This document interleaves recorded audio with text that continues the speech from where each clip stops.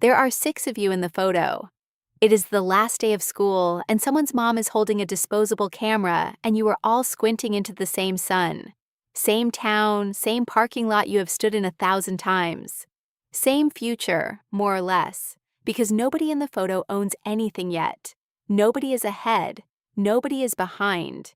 You will all swear you'll stay close, and for a while, you will mean it. The line holds a beat of near silence on the 6 equal silhouettes before the narration continues. Nothing to distinguish them yet, which is the point. Reese is in the middle because Reese is always in the middle. He's the one everyone bets on. The funny one, the quick one, the one teacher said would do something. If you had to put money on which of the 6 gets rich, you would not pick yourself. Nobody would pick you. You're the quiet one near the edge. The photo gets printed once and lives in a drawer for 20 years. None of you know it is a starting line. You were 22. Your first real paycheck clears at $3,100 after tax, and you stared at it like it's a fortune, which it isn't. Not yet. Reese got a job that pays almost exactly the same. So did Sam. So did 2 of the others. You were all within a few $100s of each other, which is to say you were all the same. This is the part nobody tells you about getting rich faster than the people you grew up with. At the start, there is no money gap. A held beat of total flatness on the 6 equal paychecks before the line turns. The sameness itself is the setup. There is only a decision gap, and a decision is invisible. It doesn't show up in a parking lot. It doesn't show up in a photo. It happens once, quietly, where no one is watching. And then it keeps happening for the rest of your life, whether you remember making it or not. You find it on a Tuesday night on your couch, a compounding calculator. You type in $500 a month at 7% starting now, and you scroll down to age 40, and the number is larger than you expected. So you do the thing everyone does. You assume it's broken, you type it again, it isn't broken, you change the inputs, you make the contribution bigger, you start it sooner, you run it a 3rd time, and you sit with the result in the dark. You don't call anyone, you don't post anything. You open a Roth IRA before you go to bed and you put in $300. And that $300 is the first money in your life that was not traded for an hour of it. The couch, the lamp, the dark room hold for a beat after the deposit confirms. No celebration animation, nothing marks the moment as important. Reese spends his Tuesday the way Reese spends every Tuesday, and there is nothing wrong with how he spends it. That is the part that will sit underneath this whole story. He didn't do anything wrong. He just didn't do the thing you did alone on a couch where nobody could see. You were 26. The gap exists now, but it lives in one place only. A screen nobody else looks at. On the surface, you and your friends are identical. You drive the same kind of car, wear the same kind of clothes, sit at the same bar on the same Friday. But Reese got a raise and bought a truck. $64,000 financed over 7 years. And the truck is genuinely beautiful, and he is genuinely happy. And his net worth went down the day he drove it home. Yours went up that month because you got the same raise and changed nothing. Your rent climbed $120 at renewal. That was the only thing about your life that moved. You cook most nights. You keep the old car. Your friends start making a joke about you being cheap and you let them, because correcting them would mean explaining a thing you don't have words for yet. Your savings rate is 34%. Theirs is whatever survives the truck, the lease, the apartment with the rooftop. A held beat on the nearly empty leftover bar before the story moves on. No judgment, just the shape of where the money went. You buy 3 boring index funds on the same day every month, and you never look at them between purchases. You don't trade. You don't chase anything. Your net worth crosses $60,000 for the first time, and you tell no one. There is nothing to tell. A number on a screen is not a story you can carry into a bar. Sam is the exception. Sam wants it faster than you do, louder than you do. Sam texts the group at midnight about a coin that's going to 10 times, about a flip, about a business that only needs a little runway. Sam is doing exactly what the whole internet says getting rich looks like, and for about a year, Sam looks right and you look slow. He posts the gains. You post nothing. Then the coin does what coins do, and the flip needs more money than the flip will ever return, and the business closes in its 8th month. Sam goes quiet in the chat. You keep buying the same 3 funds on the same day. The difference between you and Sam was never courage. It was that you were willing to be bored for 19 years, and he was not willing to be bored for 1. You are 29, and everyone is getting married. Reese first, in a venue that costs more than the truck. You are a bridesmaid. You stand up there in a dress that matches 4 other dresses, and you are happy for him in a way that is completely real. A quiet beat lingers on the venue itself before the reception scene begins. Grand, warm, clearly costly. At the reception, the table next to yours talks about the wedding loan. $18,000 at 11% paid down over the next few years if nothing goes wrong.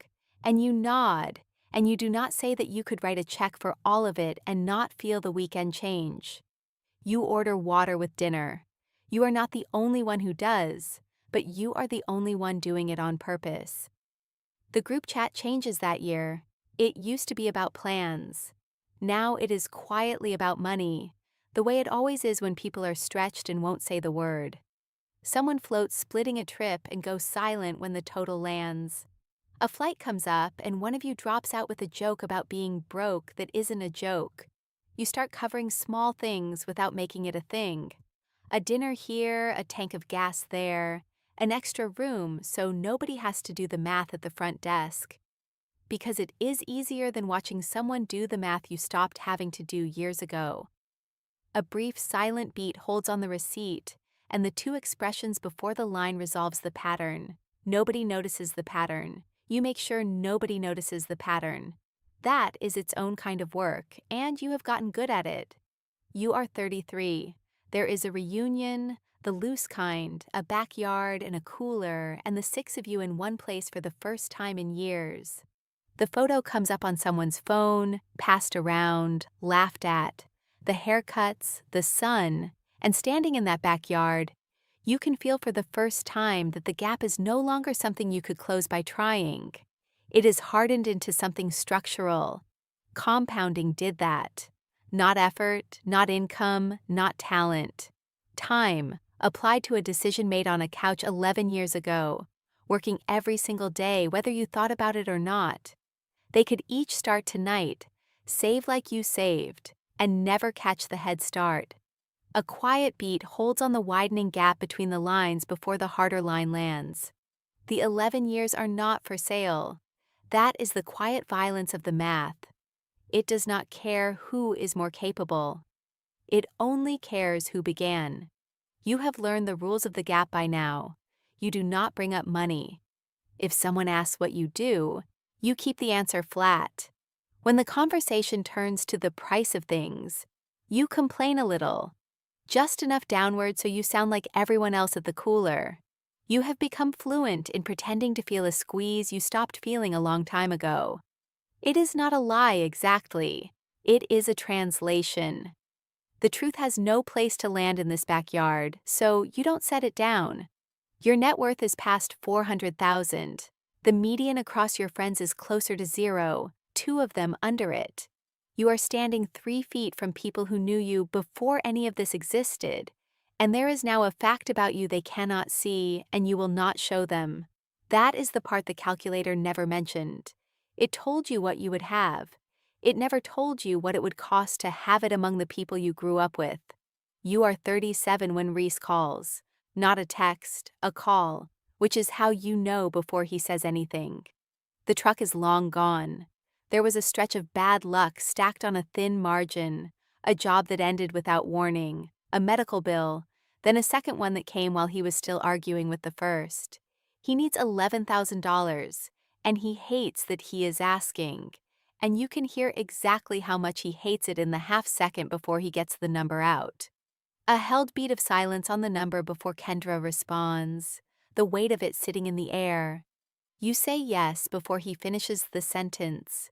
You tell him it's nothing, take your time, no rush, no interest, and you mean every word. You send it that afternoon, and when you hang up, you sit in your car in a parking lot for a minute. And what you feel is not pride. It is closer to grief. Because the kid in the middle of the photo, the one everyone bet on, the one nobody alive would have bet against, just had to ask the quiet one near the edge for money to make it through the spring. The gap was never a referendum on who deserved it. That is the thing nobody tells you when they sell you the dream of getting ahead. It was never about who you were. It was arithmetic that started on a Tuesday and never once stopped to ask anybody's permission. You make more now, but the income was never the engine, and you have always known that. Your money earns its own money. The portfolio throws off more in a flat year than your first salary ever paid. And it does it while you sleep, while you drive, while you stand in backyards performing a squeeze you don't feel. Reese will spend the next several years climbing back to zero, and zero is where you stood together at 22. Except you have not been near zero in 15 years. You crossed into the part where it grows faster than you can reasonably spend it. A quiet beat holds on the overflowing reserve before the harder truth of the comparison lands. And the distance between his climb and your drift is not effort, and never was. It is just years that already happened and cannot be returned to him at any price. You are 41. By the only measure that ever gets printed on a screen, you are rich. And you arrived faster than every single person in that photo. None of them know the number. You have spent 2 decades making sure of it. You could stop working tomorrow and nothing about the math would flinch. You don't, not yet, because the strange secret of arriving early is that the day is quieter than you imagined it would be. There is no parade. There is no version of this where you walk back into the old parking lot and the 6 of you understand it together, the way you understood everything together once, the heat and the photo and the same sun. What you have is the word no. You can say it to a boss, to a bad year, to a demand on your time, and the word costs you nothing. And almost nobody you grew up with can say it the way you can. What you do not have is the thing you had in the photo, the ease of being exactly the same as the people standing next to you. You traded it. You didn't know you were trading it on the couch at 22, but you were. To pull ahead is, in the end, only another way of saying you pulled away. And the 2 motions are the same motions seen from different sides. Some Sundays you drive past the old lot. It is smaller than you remember. The cooler crowd has scattered into mortgages and second shifts and group chats that have gone mostly silent. You do not stop the car. A quiet beat holds on the car continuing past before the line resolves. No dramatic pause, just motion. You just slow down a little and then you keep going, which is the only thing you have ever really done. The photo is still in the drawer. 6 of you squinting into the same sun, none of you knowing. Reese in the middle because Reese was always in the middle. You near the edge, the one nobody would have put $1 on. From inside the frame, there is no gap. There never was, not yet. The gap was a decision none of them could watch you make and that you could barely watch yourself make. A number typed twice into a calculator on a Tuesday night because you were certain the first answer was a mistake. It was not a mistake. You got rich faster than everyone you grew up with for a reason that fits in a single sentence and explains nothing about who any of you actually are. You started earlier and then you simply did not stop. They had the same parking lot, the same paycheck, the same sun. They spent their Tuesday nights the way most people spend them, and you spent one of yours differently. And the difference compounded for 19 years into a distance. No reunion will ever close. You are the same person standing in that photo. You always were. The math just decided to happen to you first.